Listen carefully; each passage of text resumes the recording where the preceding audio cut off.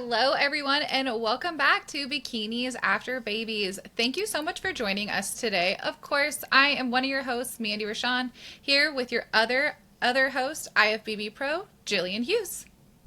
Hey guys, thank you so much for tuning in today. We're so excited to be back with another episode and a very exciting interview. If you're watching us on YouTube or on Spotify video, you can see our beautiful guests that we have here today. And I would like to introduce you to Dove Putterman, IFBB Wellness Pro. Dove is a wife and a mother of 5, and she has triplets. So we're really excited to talk to her about how she juggles all of that. Dove has been competing for about 3 years and earned her IFBB Pro card in August 2022 at the Canadian Natural Pro Qualifier. Dove juggles her career as a dentist and competing while taking care of her family responsibilities and has kiddos in competitive sports. So we're really excited to chat with her today and learn how she does it all. Welcome to Bikinis After Babies, Dove Putterman. Thank you. Thank you so much for Welcome. having me. I'm so excited. This is such a great Yes. concept for a podcast. I think this is awesome Yeah. that you guys are doing this and, chatting with the Awesome. moms because Yeah. I think moms do it best, to be We honest. do. We do. Yeah, absolutely. And I think it's so encouraging for our listeners to hear these For stories of sure. women that get started after kids. And Oh, yeah. so, Much yeah, after. so Yeah. that's what we kind of want to start with today's interview and just learn a little bit about how you got started on your fitness and competition journey.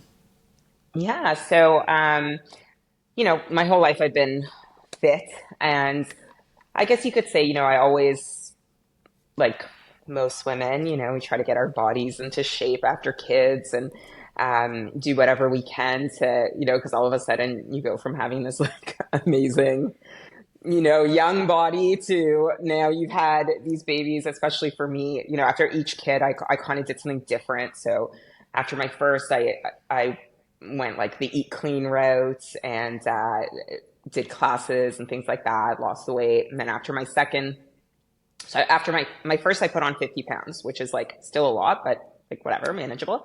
My second, I put on 75 pounds with one. And after that, I went like to try and lose the weight. I did something that's, in my opinion, so extreme. I went raw vegan and started running. So, yeah, sort of like running distances. And so I lost a lot of weight doing that, but I also had no muscle at all. Like I was just really, really lean.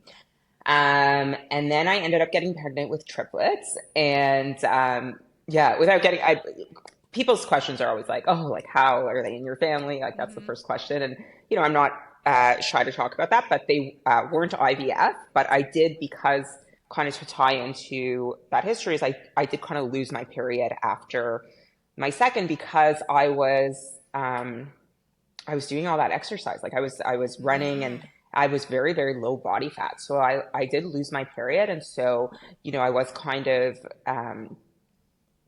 treated for getting my cycle back. But Mm-hmm. it wasn't supposed to happen. I was not supposed to be pregnant with triplets. So it was a surprise. Doctor was like, what?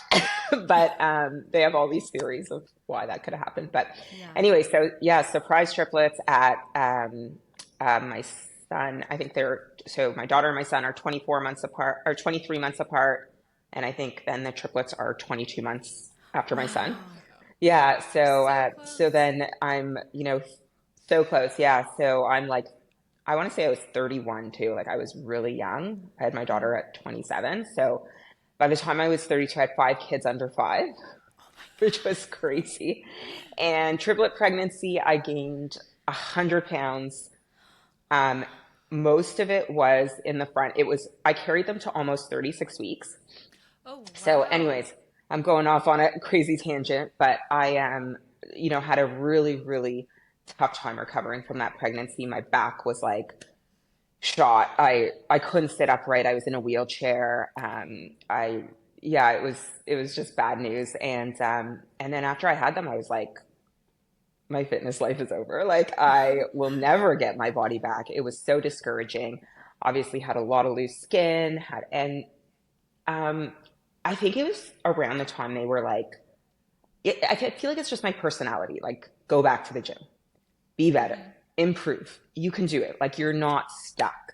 Yeah. And someone actually made a comment to me to somebody in my family that's a very well-meaning person and didn't mean anything by this, but it stuck with me. And she said something about our genetics and how, I'll never be lean long term or have like a healthy fit body because it's just not our genetics in our family. And for some reason it stuck with me, and I was like, I need to prove this person wrong.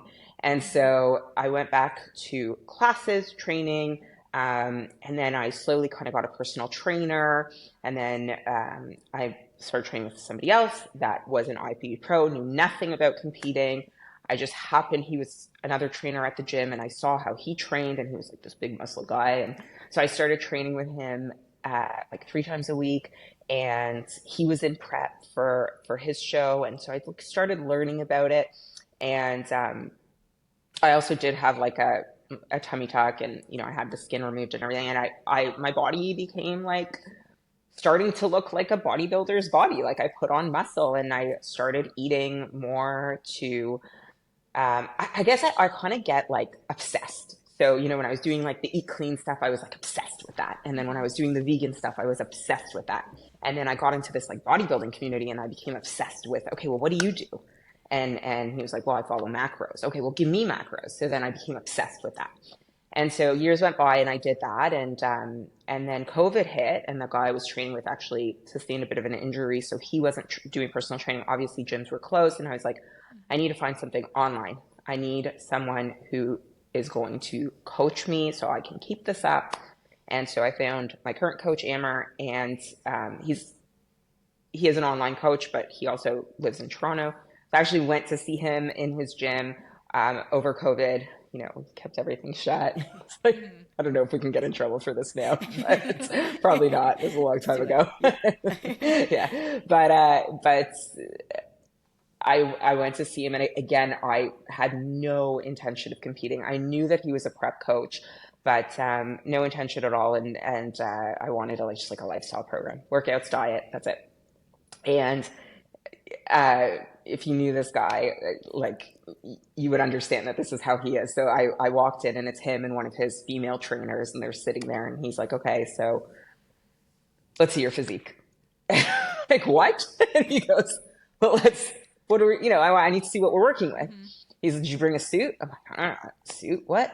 He's like, well, what are you wearing under that? I'm like, well, I have like a thong and a sports bra. He's like, that's great. He's like, okay, let's see. And, it was him and another, and I was like, okay. He's like, I need to see your physique. I said, okay. So he puts, whatever. I'm like, I sent check-ins pictures before to the other guy. So, I go in the washroom, come out. He goes, okay, turn to the side and put your hand on your hip like this, and other hand like this. And he goes, all right, you can change. And, this is after years of training. And so I put on quite a bit of muscle, and I came back out, and I said, so, I want to do like lifestyle. And he goes, no, you're going to compete. And, and I said, no, but I don't want, I'm not, we can go into this after, but I had I had a bit of like a stigma about competing and being on stage in a bikini, me being a dentist, being a mom, being all these other things that are so different. And I just was like, I never thought that I would do that. It just wasn't me at the time. I didn't identify with that yet. And he says, you're going to compete and you're going to win. That's what he said. And, I just, whatever, brushed it off. And he said, okay, but we'll start lifestyle. And so yeah, fast forward, I coached with him for a year, no talk of competition. And then after a year, he said, there's this show coming up, and I really want you to do it. It's a local show here. And I was like, you know what? It's kind of the end of COVID. And I was like, oh, these last 2 years were crazy. And maybe I should just do it. My husband was pushing me at this point too, because we spent a year balancing my physique, and I was taking posing lessons. I even spoke to Toxic Angels, I designed a suit. I was thinking about it. I just kept thinking. And so I went into prep, and I was in prep for probably 3 weeks, and I dropped out, and I started freaking out or rethinking the whole situation. I called him. He's such a nice guy, this coach, and he's so understanding. He's like, I know, I get it. You're a mom, this and that. No problem, Dev. We're going to just keep going. But he wanted me on stage so bad. And so he wanted, I think, for me to see what my physique could look like at like very close to stage. And so we kept cutting. And I didn't know, I'm like the kind of person that just blindly follows. I didn't question anything. My cardio was going up, my food was going down. And, I'm sending check-ins every like few days, whatever. And then he has a conversation with my husband. He goes, and my husband texts him, he says, she looks crazy. And he goes, yeah, she does. I'm gonna put her in a show. And so back then I had no social media. Okay. So I get a post from Hammer Fitness, that's my coaching company, that's the company he owns. And another girl on the team, because I'm not on social, sends me this post, and the caption, and it's my check-in pictures, and the caption says, my wellness athlete Dev, 6 weeks out from King Kong Championships. And I'm like, that's how I found out that I was competing. And my husband emails Toxic Angels, because I had designed a suit way back, never ordered it. He places the order because we're 6 weeks out now. Oh my God. And I'm like, I tell Jason, my husband, this, and he's like, and I said, well, I don't have time to order a suit. He's crazy. I'm like, I don't know how we're going to do this. And Jason's like, I already ordered the suit. So anyways, I said, you know what? I'm going to do it. Everybody believes in me. And I ended up saying, you can't do it for yourself, Dev. Do it for Amber, who's my coach. Do it for Jason. Do it for all these other people that believe in you. And I told no one. I went like silent on social media. I got social media after that. But I just, yeah. And I went on stage and I won every category. I won Masters. I won the Open. I won the overall. So, and then I was kind of hooked after that. And then I loved the feeling of being on stage. I loved the lights. I couldn't believe that I won. It was like so crazy. I didn't see myself. I always saw myself as like the post-triplet body. And, obviously in that kind of time frame between deciding to do the show and doing the show, I had several meltdowns to my coach about the fact that I have a scar from my tummy tuck. I have stretch marks. I have no belly button. So I have a scar for a belly button because the hernia was so large from that pregnancy that they could not save my belly button in the surgery. That's all I could see. I didn't see glutes or tie-ins or quads or any of that, or shoulders. Like I see it now. It took me a long time, but back then all I just kept thinking of is my skin's not tight like these girls. I don't look like Jen Dory. I don't look like these other women. And it was a struggle. And, kudos to my coach for taking many phone calls of me crying, saying I can't do this. And I'm so glad that he pushed me, and I'm so glad that he kind of saw that little like flame in me that he just had to we can get there. Let's just get there, because I think he knew that I could be successful in the sport, but he needed to prove it to me. And he knew if we got to stage that I would understand. And then about a week later, there was a national show. So I did that and I came in second. Wow. And yeah, I was, but it was like I came in second, but then everybody was like, how people say like you should have won. It wasn't like it was like coaches were saying like I was about to be done, and then I was like, I told my coach I don't want to do it again. Like this was great. It was a great experience, and then I don't know. I just kept doing it. You just don't leave once you love it and do it once. You just you don't stop.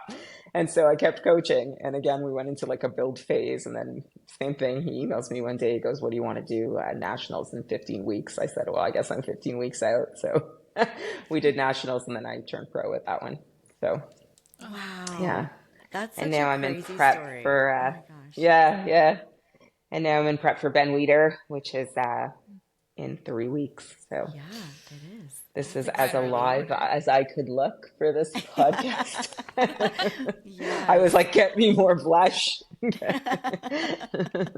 No, that's such a cool story. And I think like that's a really common feeling for moms, to kind of like not see the potential.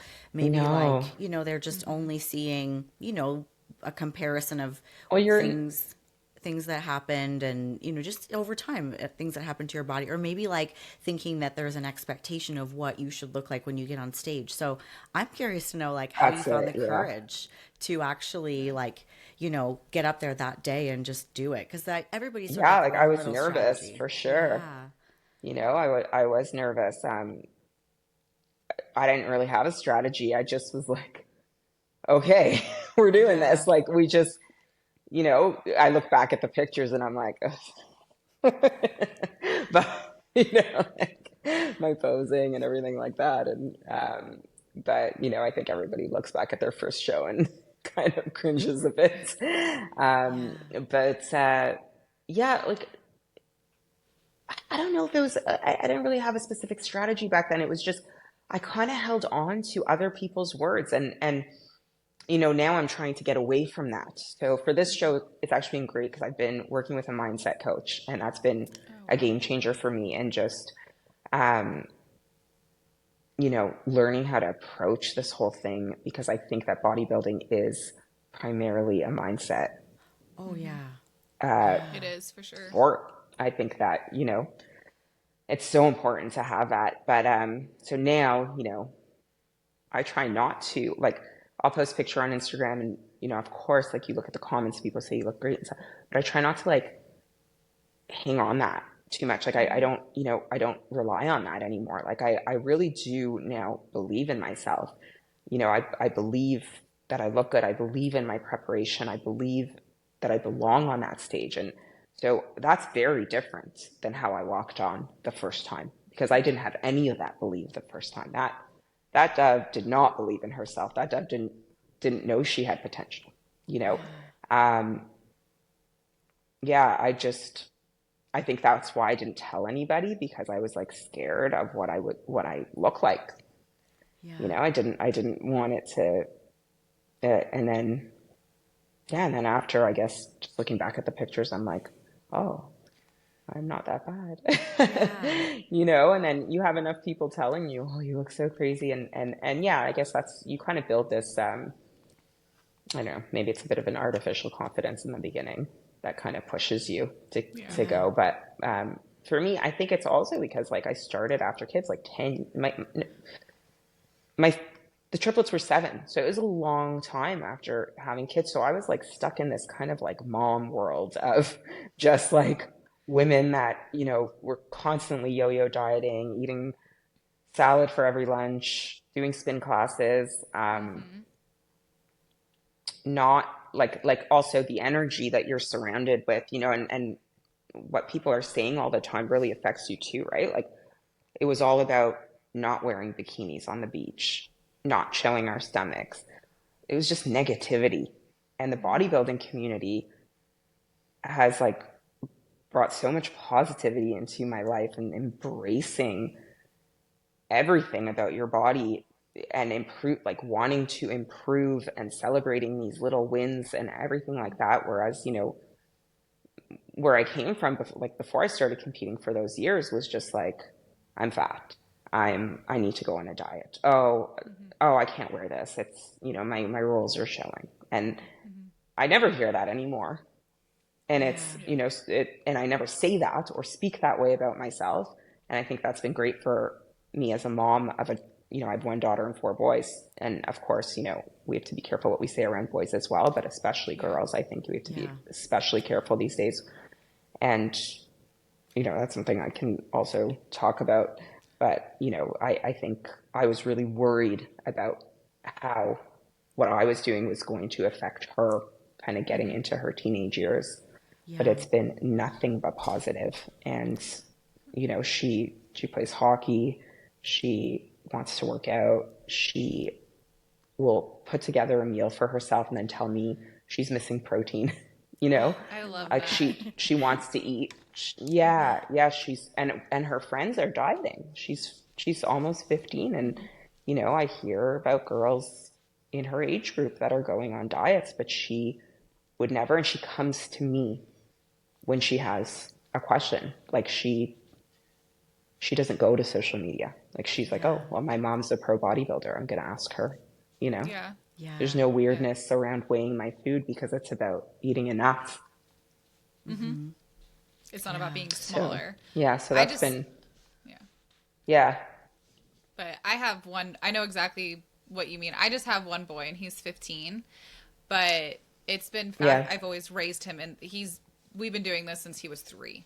So on his aspect, right. So being he's seen it. raised around strong women that want to measure their Yeah, food, have confidence, go to the gym to build like that healthy mindset. They'll come to you for, advice. That he'll come in my office and he'll be like, "Hey, I want to do this. How do I do it?" Instead of going to social media. But back to what you said, you do, even with boys, exactly. have to be mindful of how you talk and what you say. But I feel like the bodybuilding community kind of reinforces that because it is about eating enough and fueling your body enough. And so we kind of talk like that. And I feel like that's so healthy. Absolutely. Yeah. Instead of saying like fat, skinny, Yeah. stuff like that. And I never use those words. And to be honest, like my daughter understands, I think bodybuilding is also becoming so mainstream, and she is on social media. She's on TikTok and all those. And she understands that at this point in prep, I am losing body fat. And I am eating less. And I had a bit of a day kind of a couple of days ago because, this is like really the grind for me right now is this Yeah. 3 weeks out point to get that last bit of condition where I was just like, I had a bit of a moment where I was like, I'm really tired and um, I may have said something like my food's really low today, and I kind of caught myself um, and just said, I'm trying to make sure my muscles show more on stage. So this part is a little bit harder because I have to train hard and, I have to eat different foods that aren't as filling, but like I'm still eating, like I'm still talking about eating, but I had a moment where I did have to catch myself and what I was saying because that part I still sometimes worry about, like, I am dieting hard now, right? And I am visibly getting leaner, Yeah. but I keep talking about how much my shoulders are showing and like look how crazy like my quads are and look at all this muscle that I built by eating all that food. And she's also seen me stuff myself and complain about that. And we talk about how to build muscle I have to eat a lot of food. And she said that she's like, "Mommy, you eat so much." In my off season like I was Yeah. constantly eating, but like great. I hope she remembers her like, I hope that's what she thinks of when she's, wanting to build muscle. Because eventually I think that every daughter, son in these kind of teenage years, they're going to want to change, improve their physique. Yeah. Yeah. And so having open conversation about that is so important. I think You're so not gonna, too. Yeah. yeah, you're not gonna, like, it's very rare, I think, to raise a teenager that's is not going to look at themselves in the mirror and say, you know, I want to have abs Yeah. or I want to have a bigger bum. Like it's the age, it's also the world we live in, and I'm Yeah. glad that our society is turning into this more like fitness look is the nice look. Because when I grew up, it was like very skinny legs and, Yeah. very, which I don't have. Like my genetics don't lend for that. That's probably also why it's like so crazy that I do this for it, because like I always thought I had like man legs for lack of better words. But wellness came in and I was like, that's the only reason I'm competing, because I wouldn't fit Yeah. into any other category really the way I'm Gosh, built. So I remember growing up because I'm 35 and I'm like, I am not a double zero. I am not a blonde with like this, like, I'm not super tan. I'm just all this stuff. And I'm like, I played soccer. I played club school soccer for 14 years. So I had the thick man legs and I got poked at for it. I'm like, yeah, I it did wasn't taekwondo. until, Yeah, yeah, like it's like that I was just a sporty, I yeah, was a tomboy. Like that's just how I was in school. sporty. Yeah, same. Yeah. And then it was like seeing the Dana Lynn And Bailey, people seeing say bikini. stuff to you when you get picked on. Oh, all the time, Yeah. all the time. And it wasn't until I got old, obviously, Yeah, like in my 20s, and then seeing like seeing that muscular look. I'm like, they earned that. Like they worked for that, you know? And it's not just like, obviously Yeah. now we know genetics play a role, but they worked for that. And I'm like, I want to do that. It's just completely Yes. different when Yes. we grew And you, up. and you like, and I think social media is huge, who you're following and who and what Mm-hmm. you're watching. And that also kind of happened in the time that I got into it, as I was kind of like watching, I think like YouTubes of like, I don't remember who it was even, but just, yeah, some like bodybuilding. It could have even been like, because it wasn't that long ago, it could have been like Jen Dory or Mm-hmm. people prepping. And I was like, Mm-hmm. it's so cool. Like, it's just, I don't know. It just, I think for some people it just clicks and they just kind of really like want to dive into it. And Mm-hmm. it is one of these sports that you can get obsessed with, you know? So it's good for me because I have that personality where I'm all in. Like, I want to do Yeah. everything. I want to learn about everything. And, you know, I want to learn about, like, after turning pro, I went and did a course in Oklahoma for like resistance training, and Oh, just wanted to, yeah, like I wanted to learn as much as I could about the sport. So now, you know, I know so much more than I did when I first started, and there's still so much I can learn. Um, but I'm so glad that I found this sport because it gives me that structure in my life, and you know, Mm-hmm. yeah, I love it. I love yeah. competing. I love being on stage. I'm super excited. Yeah. Well, and I think too, like, the type of personality that does really well in this sport is somebody that's like very structured and organized. And I've noticed Yes, for my children, because I've got five as well, and now I we've know. got, I yeah. saw that.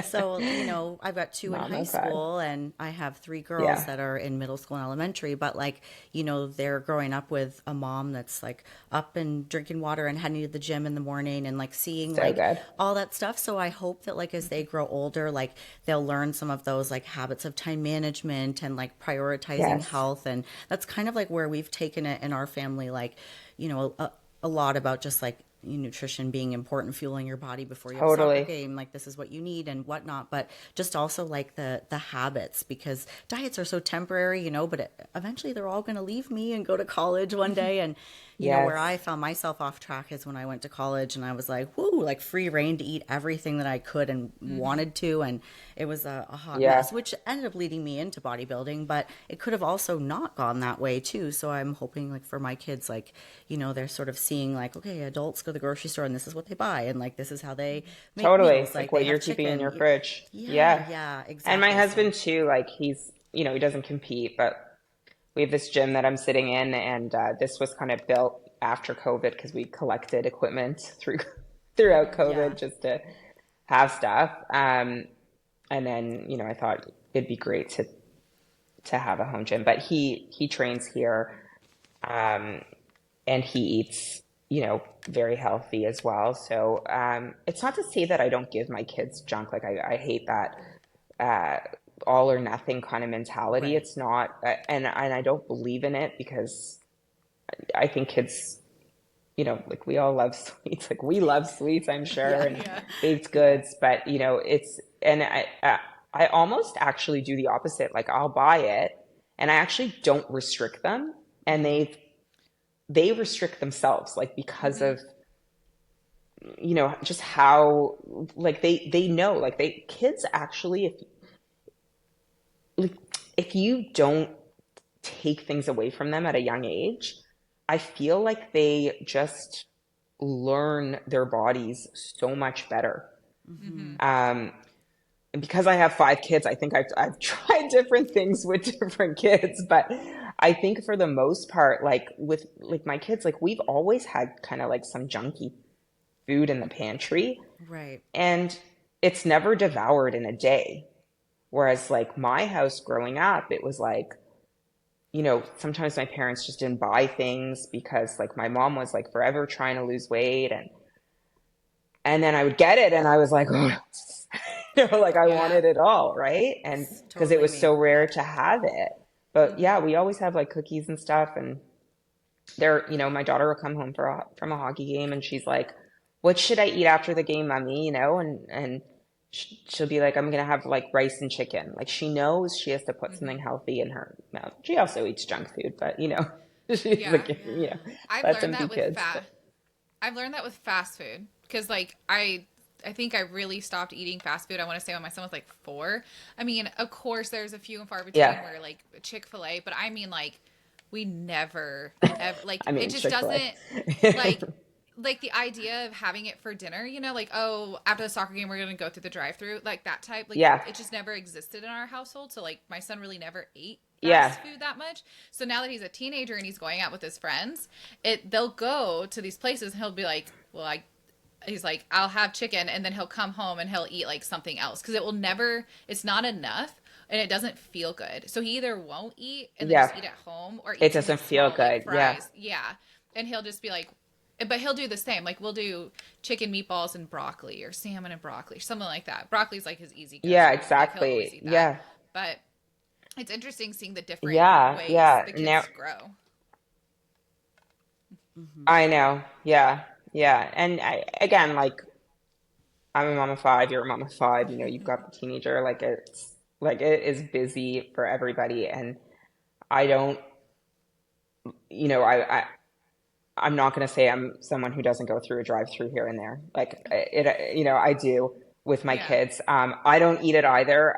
I've been kind of like in this bodybuilding journey for, I would say like, because I competed for 3 years, but I'm with my coach for 4.5. So like in those 4.5 years, like I did not take a break from coaching. So, I mean, I really haven't had fast food for Mm-hmm. that amount of time. But uh, what was I saying? And I say, like, I'll say that too. Like when I go through, they're like, "Mommy, what are you gonna get?" And I'm like this. I don't feel good when I eat this stuff. And you Mm-hmm. know what? I hope that like one day that resonates. Like right now they're Yeah. just like, fries or a burger Yeah. or Yeah. whatever. But Yeah. yeah, yeah. And you raise your kids how you want and how you feel is right. But even as a dentist, I'll tell my patients, they're like, "Oh, should I like I'm not I'm that's it. Like the kid will come in with cavities and my practice is pediatrics, it's all kids. But the kid will come in with a ton of cavities and everything will get fixed and they're like, "Okay, that's it. You're not having any candy, any chocolate, any like that's it. We're cutting everything." And I'm like, "You know what? Don't do that." Because it's more about education. Mm-hmm. So, we talk about what kind of sweets. So, for example, something like ice cream actually doesn't cause cavities because it doesn't sit on the teeth. Like we give Mm-hmm. ice cream out after appointments, even though it has sugar. So it's about, whereas like more sticky foods, those are bad, right? So, Yeah. and again, it's not to say you can never like you just tell them like if you're at a birthday party and this is there, like you don't want the kid to feel awkward, like I'm not allowed to have this. Just have it, but realize that it's now stuck to your teeth, and for 30 minutes to an hour, there's like acid in your teeth, and you're gonna get more cavities. So it's important that after you have that, you go and you excuse yourself, go to the washroom, floss, brush, teach them how to do it. But in everything, I think, dentistry, also like dieting, it's just about educating your kids. You cannot Mm-hmm. shield them from fast food. You can't shield them from candy and chocolate. They're going to go out and you want them to feel good and feel normal and feel like they have Mm-hmm. control of the Hmm. situation. You want them to have boundaries, but be able to live within those boundaries. Mm-hmm. Yeah. So that's kind of what I think of when I'm Yeah. raising kids. Yeah, I love that. I think that balance helps them a lot because then it's like a choice. And then I think like portion size is something I really struggle with, like leaving, high school and then going off to, university and living in a dorm and like, having access to foods that like we did not grow up with. And, it'd be nothing for me to eat like a whole sleeve of Oreos because I had Oreos in like my whole Oh life, yeah. right? And then moving, like I'm from Canada also moving to America and like having all access to all these Oh God. American foods. And I'm like, oh my God, American grocery stores are like oh my God. when I go to America, like when Yeah. I'm at my show, it's in Washington and I'm like Virginia, yeah. And I was there before and I went to the Target the day after the show and I was like, what did I do? I got like all the fun foods for my kids. Like I loaded up a Yeah. cart, like What is it that, and what'd you brought stuff get? home, like the crazy cereals. Oh, I Oh was my like, God, what do like we you guys have? have so much that we don't. You guys have so Everything. much that we just don't have in Canada. Like my husband just went with the boys to a hockey tournament. They were in Pittsburgh and they came home with like just the cereals. Like you have like all these That's true. crazy cereals. Like I don't know. Like I think he brought like Oreos, something. We don't have that stuff. Like we have like Cheerios and Yeah. Like all we the have diet some. food too, like all the different condiments and seasonings and like all the Yeah. Oh different my God. Like Trader sauces. Joe's. We don't have a Yeah, Trader no, there's no Joe's. Trader Joe's in Yeah. Canada. Like Yeah. so. And even the cost too. Like I think the cost of food is really high in Canada. So like even just like, whoa, you can get like all this for like $3, like it's just Yeah. it is so I think like different. in terms of like food quality and like the more like the most junky food is in the US, I think. Like Oh yeah, I feel no, like it is. Europe has like no junky food. Oh yeah, yeah. And it was like I whenever I travel to Europe, I'm like I go to the grocery stores and I'm just like, oh, this is just like oh, they don't eat junk at all. Like the junk aisle is like so tiny, Yeah. and then Canada's kind of like in the middle, and then you go to the States and it's like, the Foot Washer Cokes in the middle of the grocery store. I Like, know. I'm just like, what It is is happening so here? different. So, We're terrible. yeah, Yeah, it's all it's good. different. I do love some ketchup chips though, and you really cannot get those here. So that's when I go home to visit, I always bring back ketchup Oh, chips really? You because those can't are the get bomb. ketchup chips? No, Another like thing it's you can't rare. get is the decadent chocolate chip cookies, Oh yeah, those are so which is good. like oh my God. So good. So the biggest chunks of chocolate you've ever seen in your life in a cookie. But they're Like also they taste different than they chocolate. do. Like because they're so artificial. Yeah, they're so good. And they make it like ice cream, and then at Christmas time they have like a one with mint. Yes. Oh, I love I it. know. I'm moving back. I'm moving I know. back. This is a great conversation for me at three Yeah. weeks out. I know. Oh, I'm sorry. sorry. Oh my No, gosh. no, no, no. It's okay. It's It's okay. I'm not. No, it doesn't matter. Honestly, I'm as you girls. I'm like I'm at the point in prep where it's like yeah. nothing is going Yeah. to derail me right now. Like I am Yeah. so laser focused. And you guys know being moms. Again, you can't keep the junk out of you. Like I see, Mhm. posts and people saying, like, how do you stop yourself from eating this food? It's like, oh, don't have it in your house. Out of sight, out of mind. And I'm like, try having 5 kids Yeah. who Right? need school snacks, who need, like, even if I'm not like, what am I going to give them for school snacks? Like, you can't just give a kid like apples and bananas. Like they want, like this kid has, granola bars or, Mhm. like anything, like you're going to have snacks in your house. And even if you don't want to give them packaged stuff, fine. Are you going to bake? So like that's even worse. Like what are you gonna have? Like freshly baked cookies? Like, Yeah. it's like impossible as a mom not to have this stuff, and that's why I really think moms make amazing bodybuilders. Yeah. Mhm. And I'm not saying people that aren't moms don't make amazing bodybuilders. There are like, so many people that are incredible at the sport.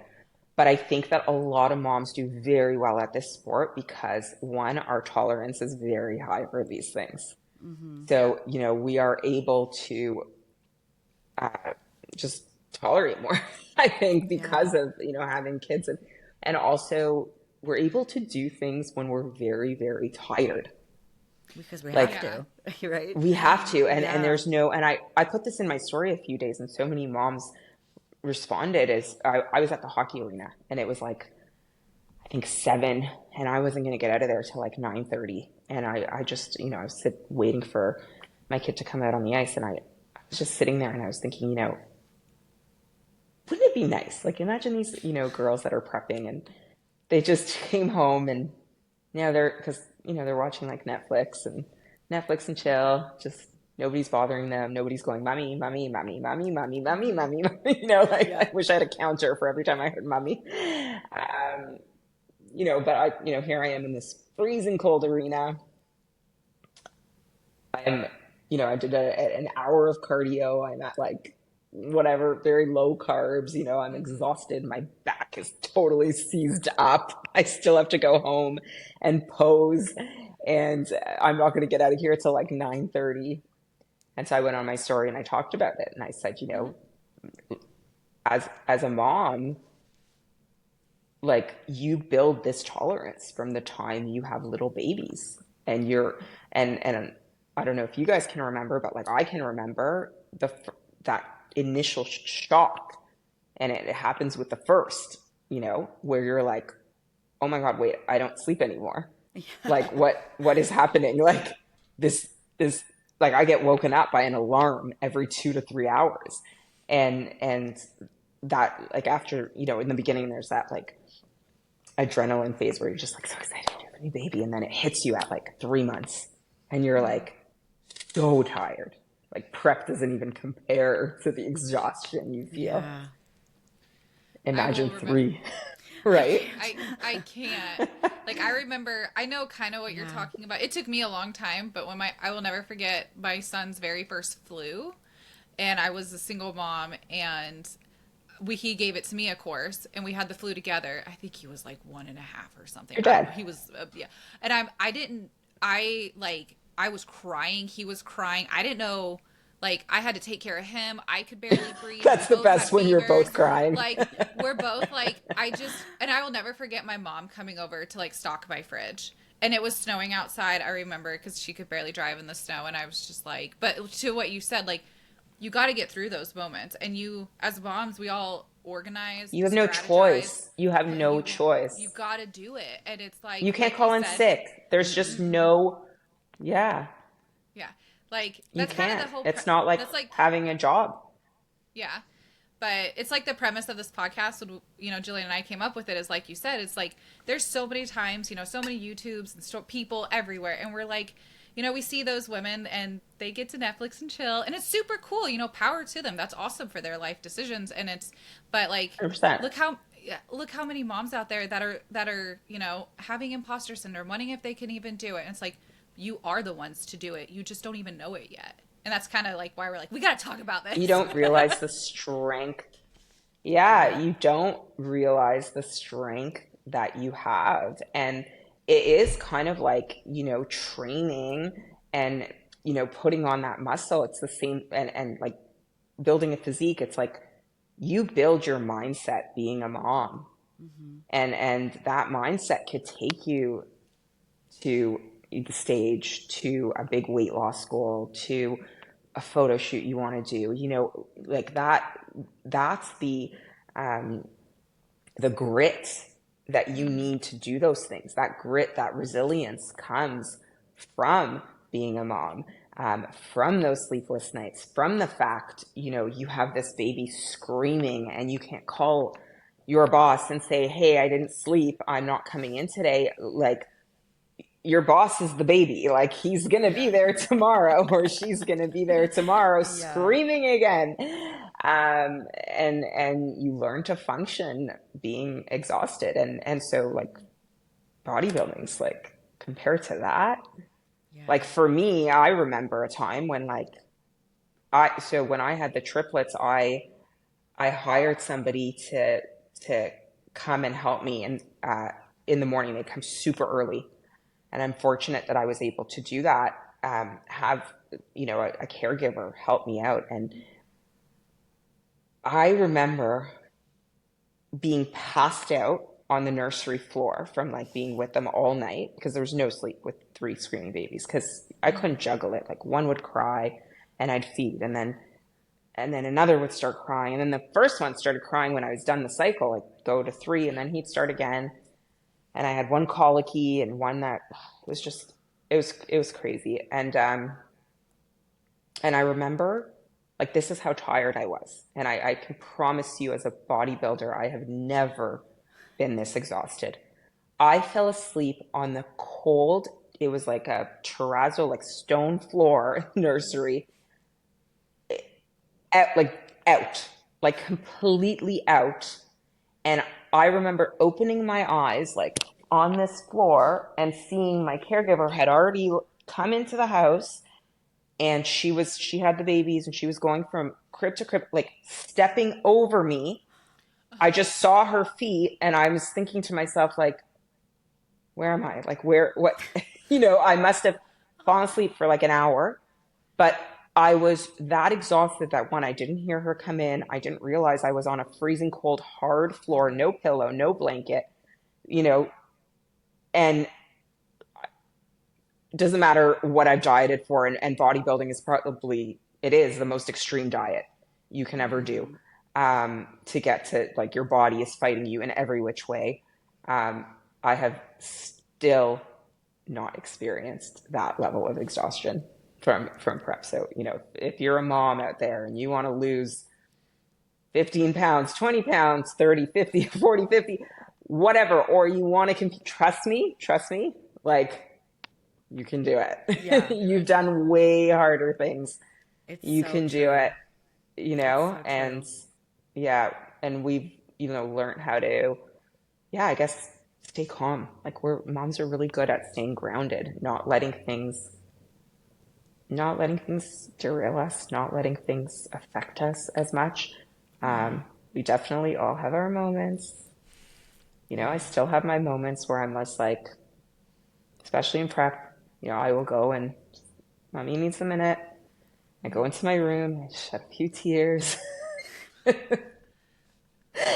then I wash my face, mascara, come back out, and Yeah.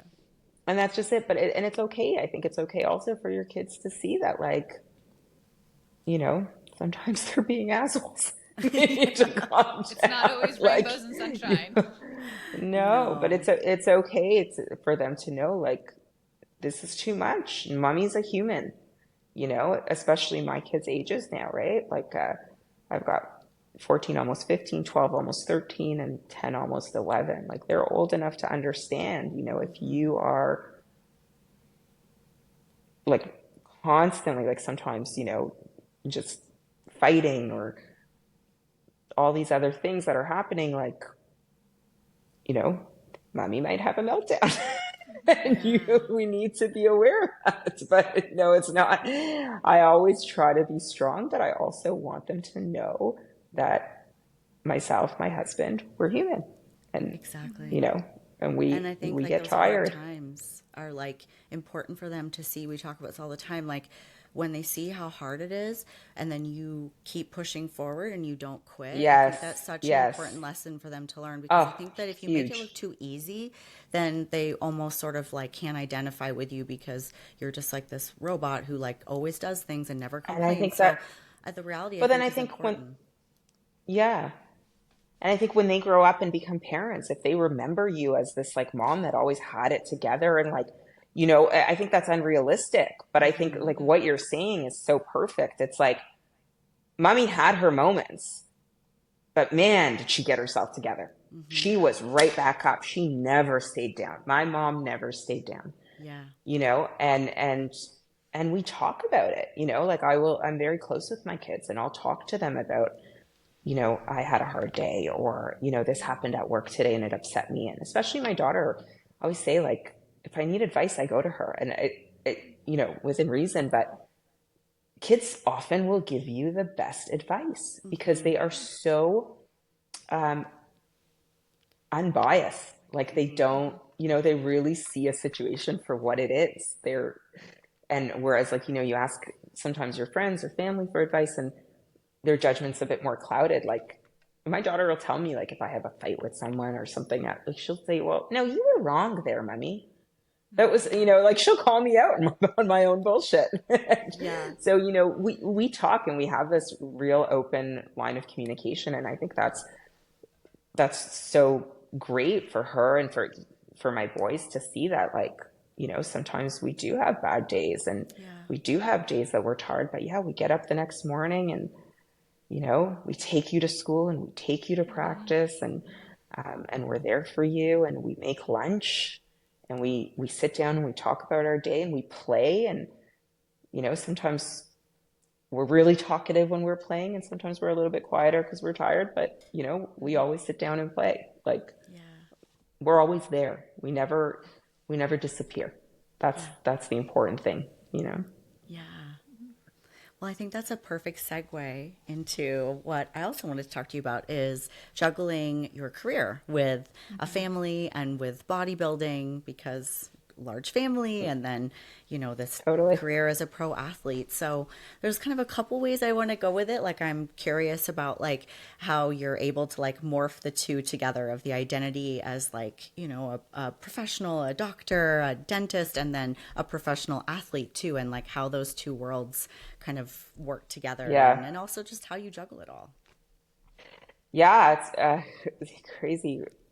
I mean, I guess I don't really mesh them together. I really keep my professional life separate. I mean, I do, um, sometimes I'll pop onto my story and give like a dentist tip or, stuff like that. And that's how it comes into bodybuilding. Or I'll post a picture in scrubs, but I definitely don't, on my, uh, like in dentistry, I don't talk that much about my bodybuilding. My staff knows, they think it's super cool, but if I'm treating patients or talking to parents, obviously it's about teeth. Yeah. Um, I've never had somebody like find my Instagram and like think it's weird, or like I think people think bodybuilding is very cool. I think that was Yeah. something I was really worried about at the beginning. Hmm. Putting like people finding it like, here I am treating them, and there are pictures of my glutes on the internet. Um, but I think people really do appreciate it as a sport. So I'm not worried about that anymore. I'm Yeah. definitely proud of it. In terms of juggling everything, so I'm a dentist, but I'm more of an entrepreneur now. So I'll give you just a quick background about that. Is when I graduated, I did practice for a few years, very, very full time. So obviously, going to dental school is super expensive. I lived in residence. I paid for all that with bank loans and like student loans, things like that. When I got out of school, and my husband too, law school and everything like that, we just had so many loans to pay off. And so I would just like wanted to work. So I worked 7 days a week, another great way to build tolerance. Yeah. And long story short, I ended up getting pregnant with my daughter, and I wanted to buy into a practice that I was working at.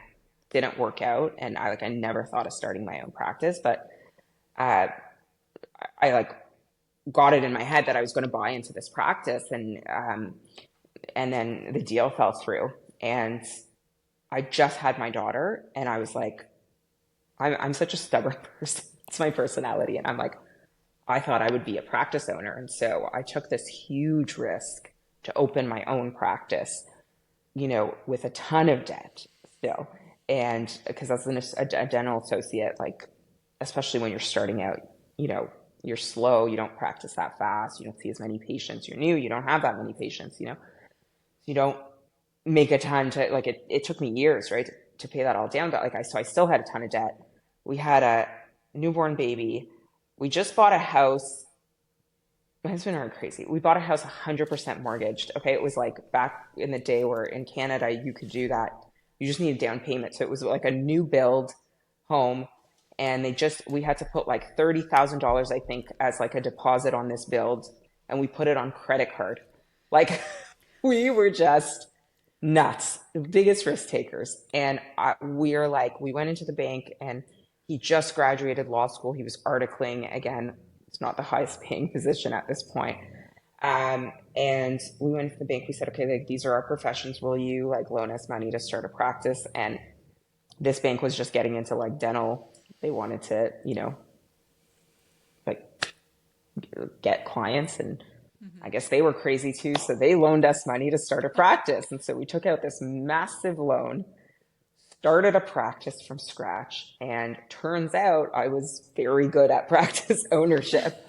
And I have something I really am passionate about is the business behind dentistry, this was, over 10 years ago now. No, my daughter's almost 15, so it's 15 years ago. I opened my first practice, and then I did another one, and then I did another one, and then I had three practices. And in that time, I had my son, and then I got pregnant with triplets. And these practices started doing well. Like I started, I became successful, and get pregnant with triplets. I put myself on bed rest God, this is a whole other podcast. But, the doctors didn't put me on bed rest, but I was like so scared I was going to have them prematurely because I'm so short. I'm only like 5'1", and they wanted me to reduce the pregnancy. It was a whole thing. And I was like, no, I'm going to put my feet up. So I stopped practicing. I was like, I can't be a dentist anymore. I have to just run these practices. All I'm going to do is manage.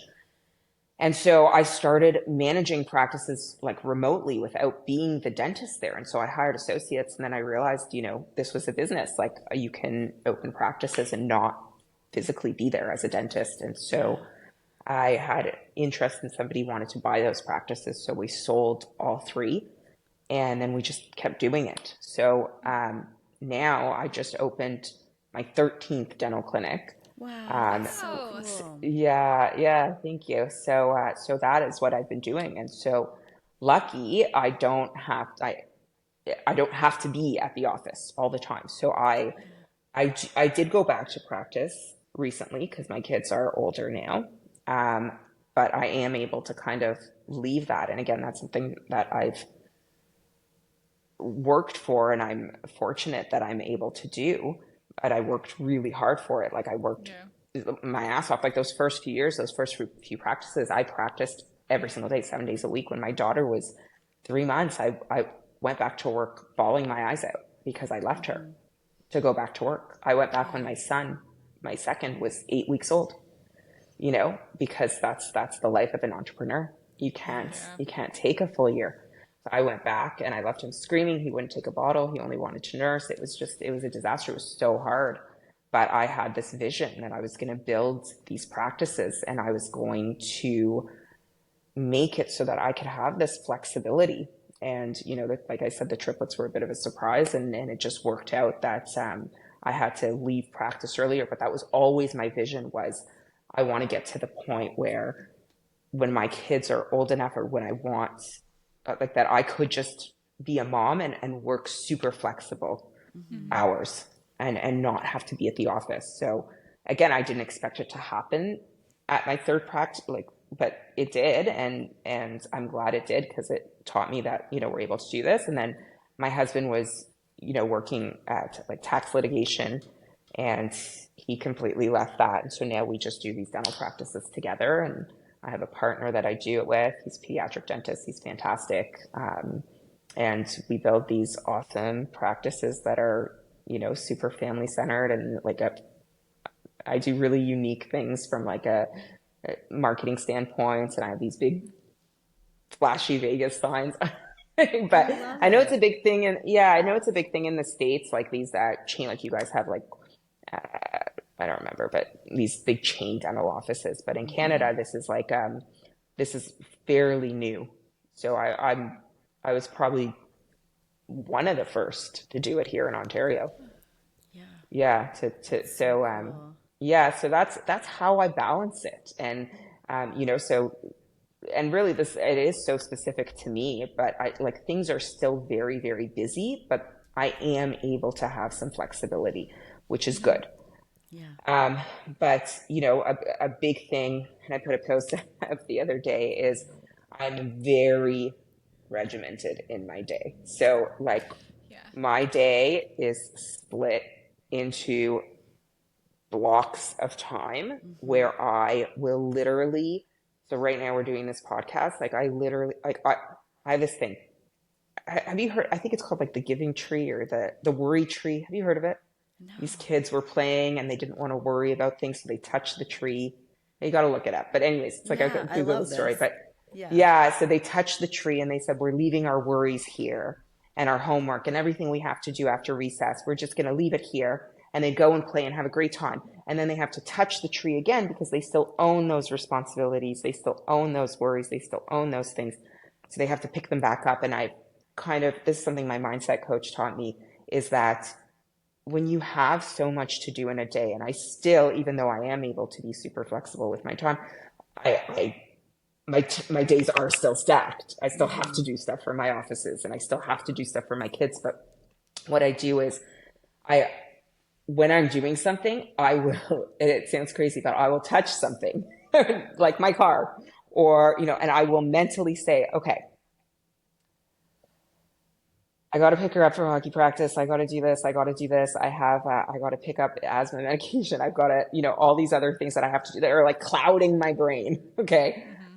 I got to go to the office. I got to drop off the office bunny. Like all these things I have to do today. And I'm like, okay, you're going to take that and I just wrap it up and I just leave it. And then I go in to the gym and I do my workout, or I come in and I sit down and we're doing this podcast.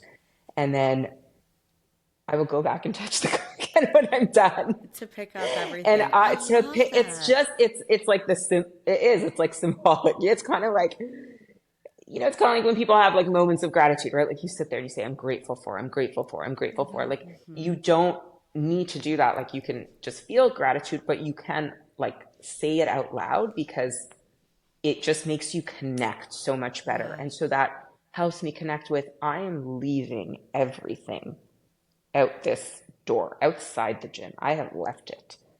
And I'm going to come back for it because I still have to do all those things. But right now, in this moment, I'm talking to Jillian and Mandy. Like I'm in this podcast. I'm not. So mindful.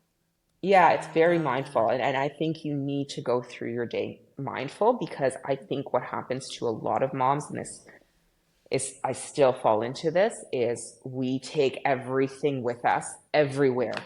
So the kids were up, this kid just texted you from school thing, they're in a fight with this friend, blah, blah, and we're walking into the gym thinking about all that. No, the gym is your time.